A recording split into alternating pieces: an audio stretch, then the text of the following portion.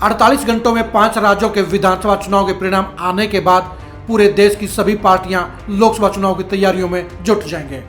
2024 में मोदी सरकार का दूसरा कार्यकाल पूरा हो रहा है और मोदी तीसरी बार प्रधानमंत्री बनने के लिए ताल ठोक चुके हैं, दावा कर चुके हैं। ऐसे में हरियाणा की 10 लोकसभा सीटों को लेकर भी सबसे ज्यादा मारामारी रहेगी।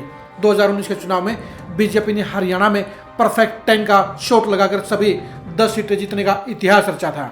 अमित शाह हरियाणा में आकर 2024 में भी सभी 10 की 10 सीटें फिर से जीतने का दावा कर चुके हैं, लेकिन 2019 और 2024 में काफ़ी अंतर आ चुका है और हरियाणा का सियासी माहौल बता रहा है कि बीजेपी के लिए दोबारा से परफेक्ट 10 का स्कोर हासिल करना आसान नहीं होगा। बेशक ये नामुमकिन नहीं है, लेकिन दोबारा से सभी 10 सीटें जीतना फिलहाल बीजेपी के लिए मुमकिन नज़र नहीं आता है। इसकी वजह है हरियाणा के मौजूदा बीजेपी सांसदों के खिलाफ जनता में नाराजगी और आक्रोश का माहौल।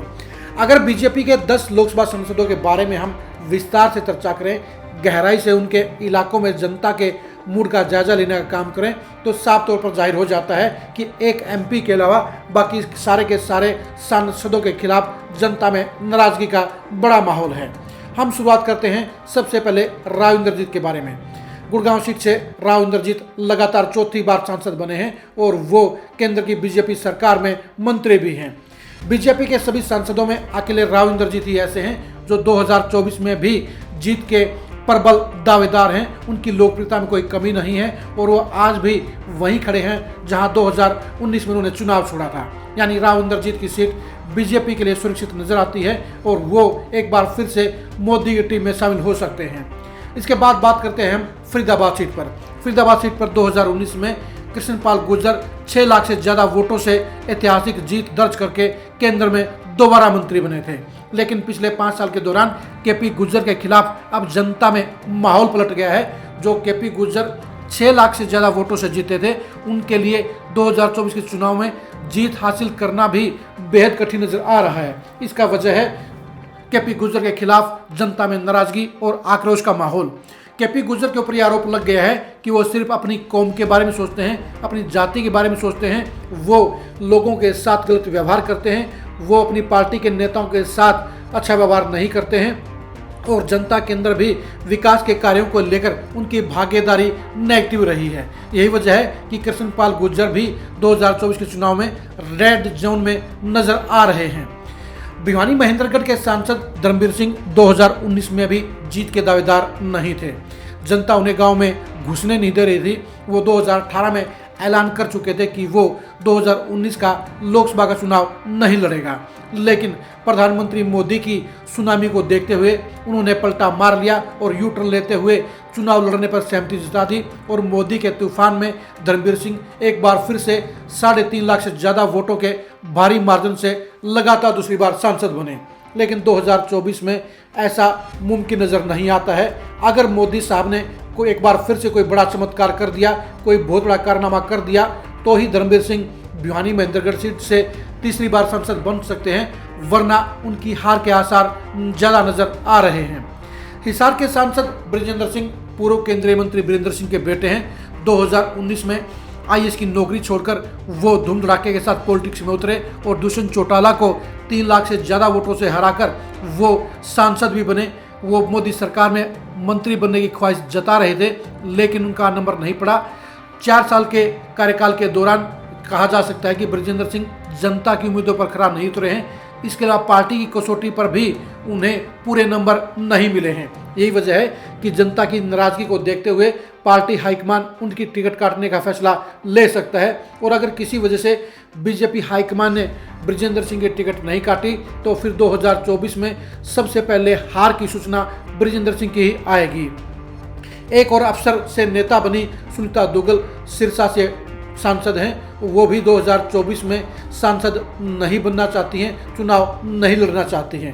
दरअसल उनको आभास हो गया है कि सिरसा पार्लियामेंट में लोग उनसे बेहद नाराज हैं और ऐसे में अगर उन्होंने चुनाव लड़ने का दोबारा फैसला लिया तो वो चुनाव हार सकती हैं। इसलिए सुनीता दुग्गल लोकसभा की बजाय विधानसभा का चुनाव लड़ना चाहती हैं। वो कालावाड़ी और रतिया के अंदर अपनी चुनाव की संभावनाओं को टटोल रही हैं। 2014 में वो रतिया से चुनाव लड़ चुकी हैं और केवल कुछ सौ वोटों से चुनाव हार गई थी। एक बार फिर से वो रतिया की साइड या कालांवाड़ी की साइड मुंह करके चुनाव लड़ने का फैसला ले सकती हैं। अगर बीजेपी ने उनको भी टिकट देने का फैसला लिया तो उनकी भी हार की गारंटी पक्की नजर आ रही है। रोहतक में अरविंद शर्मा ने महज 15 दिन के अंदर चुनावी दंगल में उतर तहलका मचाने का काम किया। अरविंद शर्मा ने वो कारनामा कर दिखाया जिसके बारे में हरियाणा में कोई भी नहीं सोच रहा था। दीपेंद्र हुड्डा को हराकर अरविंद शर्मा ने तहलका मचाने का काम किया।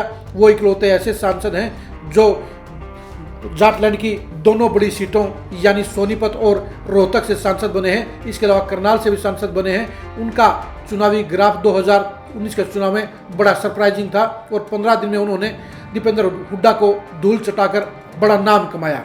लेकिन 2024 के चुनाव में अब अरविंद शर्मा की खुमारी रोहतक पार्लियामेंट में उतर चुकी है और अब बीजेपी ने अगर दीपेंद्र हुड्डा के सामने उनको उतारने का फैसला लिया तो फिर दीपेंद्र हुड्डा आसानी से चुनाव जीत जाएंगे।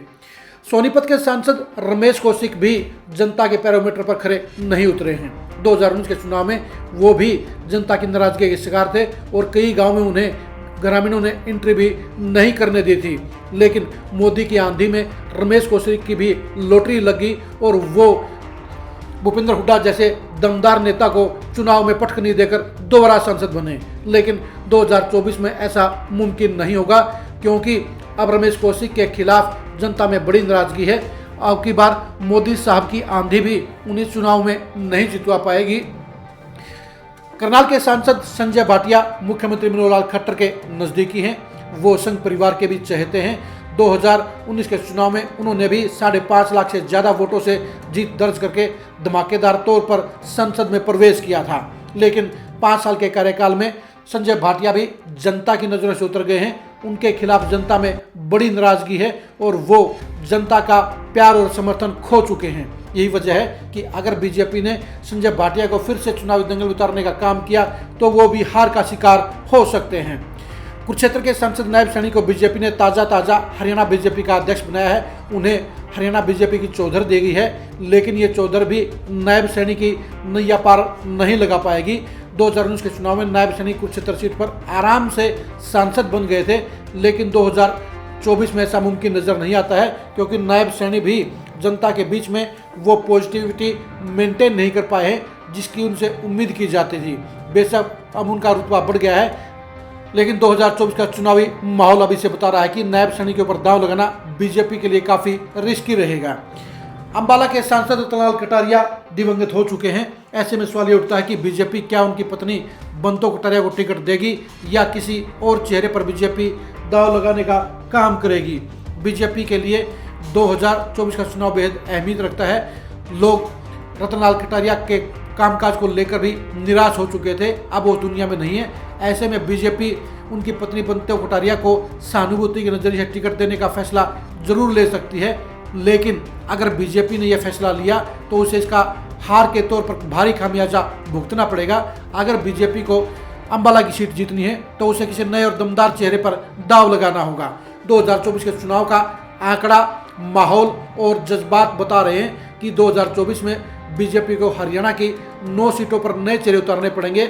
अगर बीजेपी ने नए चेहरे उतारने से गुरेज किया तो बीजेपी के लिए अगली बार 10 की 10 सीटें छोड़िए 2-3 सीटें जीतना भी बेहद मुश्किल हो जाएगा, क्योंकि बीजेपी के वर्तमान सांसदों के खिलाफ जनता में भारी नाराजगी है। और ऐसे में बीजेपी ने अगर दोबारा से उनको टिकट देने का काम किया तो वो बीजेपी के लिए सबसे बड़ा आत्मघाती फैसला साबित होगा और बीजेपी के अधिकांश सांसद चुनाव हार सकते हैं। सिर्फ राव इंदर जी ही फिलहाल बीजेपी हाईकमान के पैरामीटर पर खरे उतरते साबित होते हैं। बाकी के सारे सांसदों के हालात फिलहाल माड़े नजर आ रहे हैं। अब देखने की बात है कि बीजेपी 2024 के लोकसभा चुनाव में हरियाणा के कितने वर्तमान सांसदों को टिकट देने का फैसला लेती है, कितने सांसदों को घर बैठाने का काम करती है और कितने सांसदों के टिकट बदलने का काम करती है। 2024 में बीजेपी के हरियाणा के सांसदों का भविष्य जानने के लिए आप खरी खरी न्यूज़ के साथ बने रहिए। 2024 में हरियाणा में बीजेपी के समीकरणों को जानने के लिए भी आप खरी खरी न्यूज़ के साथ बने रहिए। 2024 में हरियाणा में बीजेपी की रणनीति को समझने के लिए भी आप खरी खरी न्यूज़ के साथ बने रहिए। आप हमारे फेसबुक पेज को फॉलो कीजिए, आप हमारे यूट्यूब चैनल को सब्सक्राइब कीजिए। नमस्कार।